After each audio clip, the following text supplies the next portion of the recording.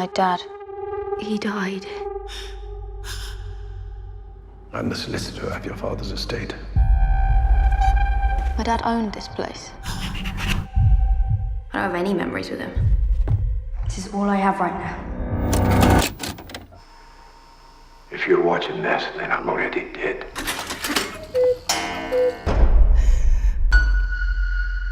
This property comes with a special tenant. So the other night, I was sitting there. It was pretty bad outside. The weather was pretty pants. So I decided to have a little bit of a horror double bill.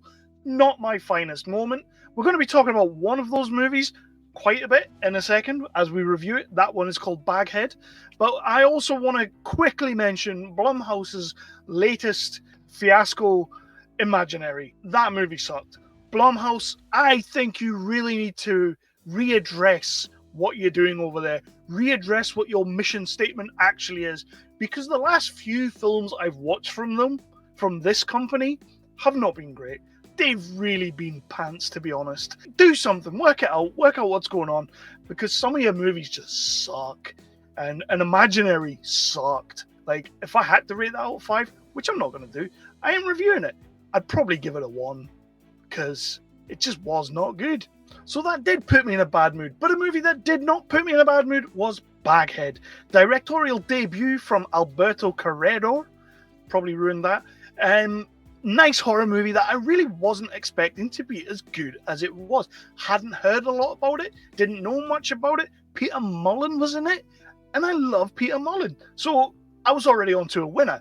But we're going to talk about the movie in a little bit. First of all, my name is Kevin Howden. This is Nerdly Out Loud, the official channel of nerdly.co.uk, your favourite British home for the news, reviews, and exclusive interviews. We cover everything. Go over to nerdly.co.uk and check out all of the awesome reviews, because we have got some amazing people over there who write awesome reviews.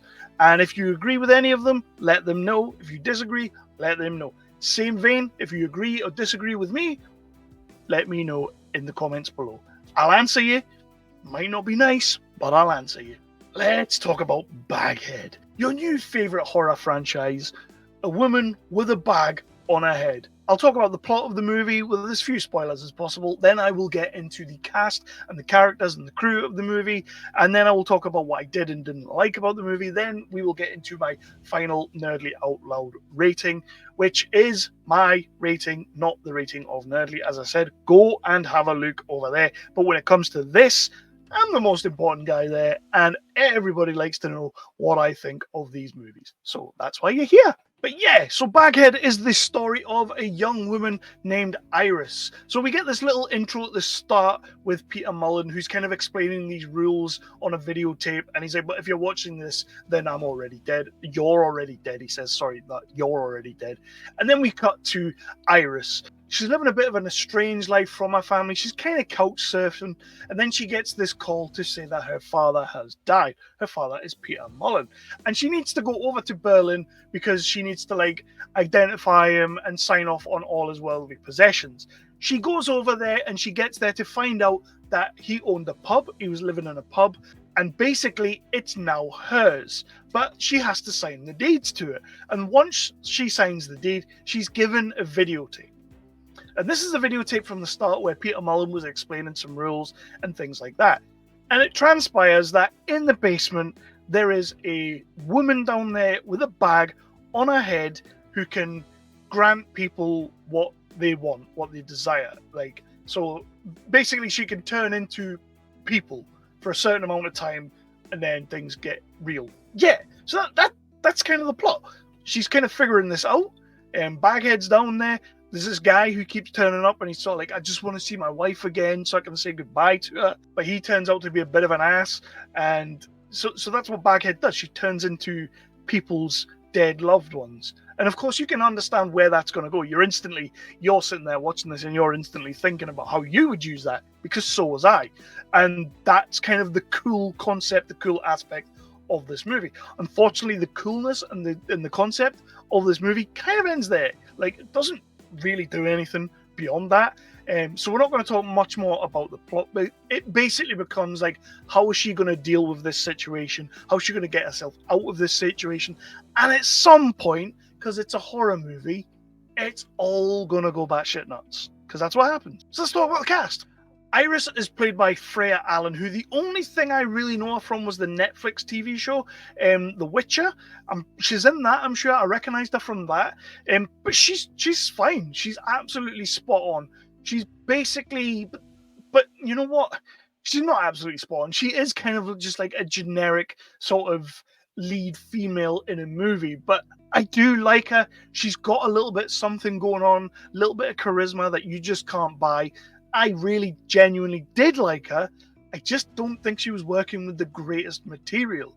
The story's intriguing, the concept's intriguing, but the script itself is a little bit janky. It's a little bit hokey, and because of that, her role isn't quite as good as I think it should be. I've already mentioned Peter Mullan is in this movie. He has a couple of great scenes.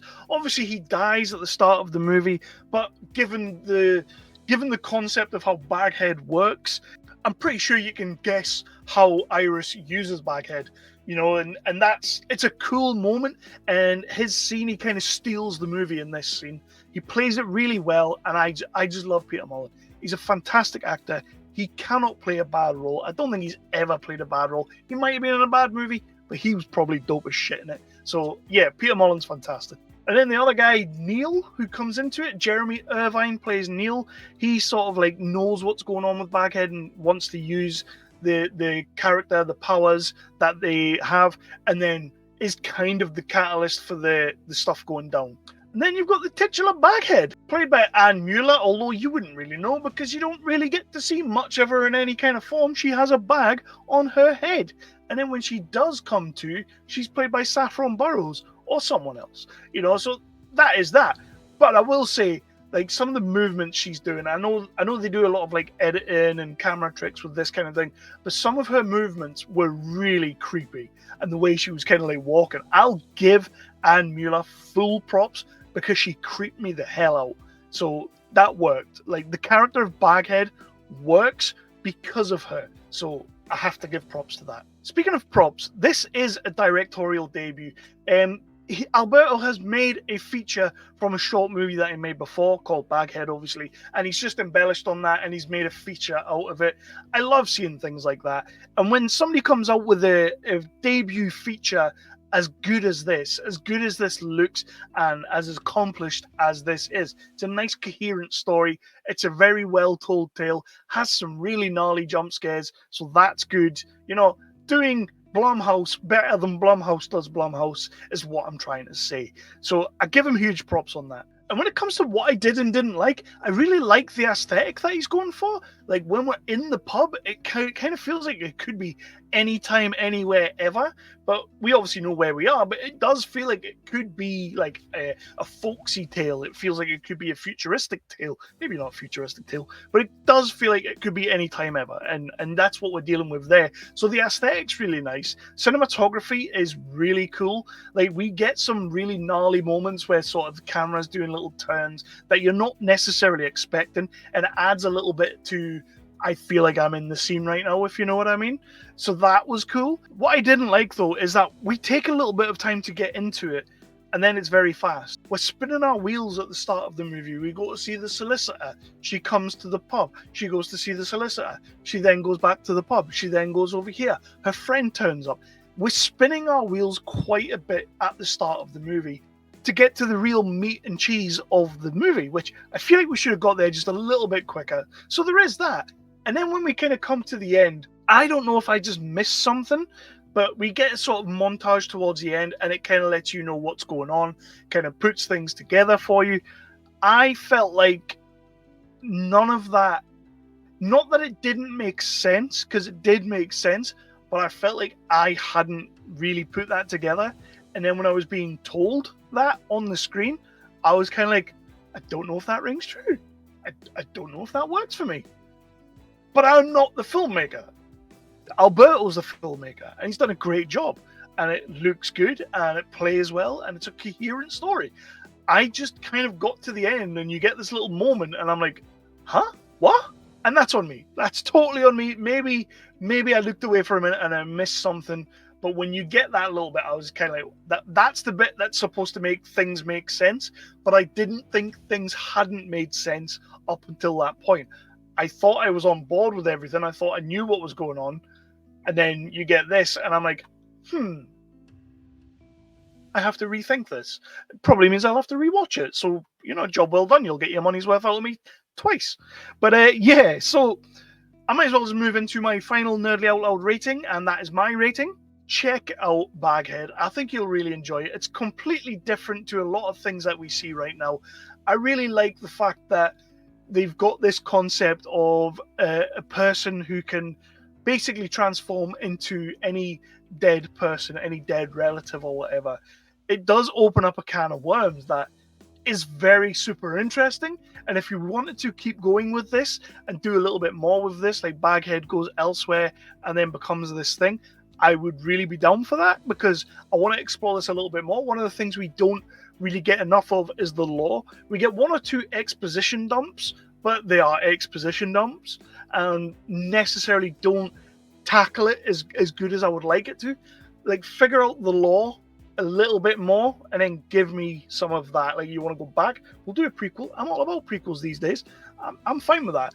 But yeah, I think there's still more to be explored here and more to explain and more to do with Baghead. I think you could have a good sustainable character here that we can play with. So I'm not going to say any more. I'm not going to go any further because it's not my world. I'm not dealing with it. I'm not making these movies. Alberto Corredor, feature debut, smashed it out of the park. But my rating, personally, I'm going to give Baghead a 3.5 out of 5. It's a very strong 3.5 out of 5. I think people will enjoy it if they find it. I want people to find it, which is why we're doing this right now. And if they do watch it, if anybody does watch it, please hit me in the comments below. If you've already seen it, let me know what you think. If you disagree with what I'm saying, let me know what you think. That's the whole point of what we do here, and it's the point of movies, and it's the point of dialogue and the conversation. Let me know what you think of Baghead. If somebody thinks this is a 5 out of 5 movie, I want to know that somebody thinks this is a 5 out of 5 movie. And I definitely want to see what this director does next. This is a fantastic stepping stone. It's a fantastic opening block. Let's see what he does next. I'm excited. I'm actually excited to see what's next from this director. And that is something I've not felt for a while now. Like, I've got my directors that I like, and I'm always excited to see their movies, but I've got this, like, this guy's going to come out with something absolutely phenomenal next, and I can't wait to see what it is. But for now, 3.5 out of 5 on Baghead. Blumhouse, you need to go back to the drawing board or just quit. Just get out of the way, because Imaginary, it sucked balls. It really sucked balls. So yeah, everyone, check out Baghead. You will love it. Check out nerdly.co.uk. Hit that subscribe, ding that bell, all that good stuff. Check out the video above. Check out the one below.